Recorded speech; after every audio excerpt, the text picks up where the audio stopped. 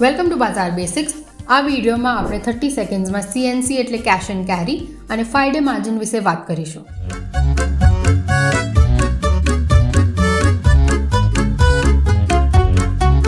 Delivery trading બે રીતે કરી શકાય છે.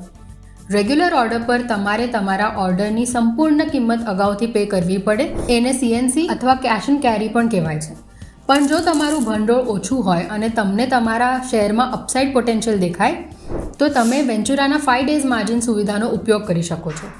આ રીતે તમે માત્ર આંશિક રકમ ચૂકવીને તમારો ઓર્ડર આપી શકો છો અને બાકીની રકમ તમને વેન્ચુરા ભરશે.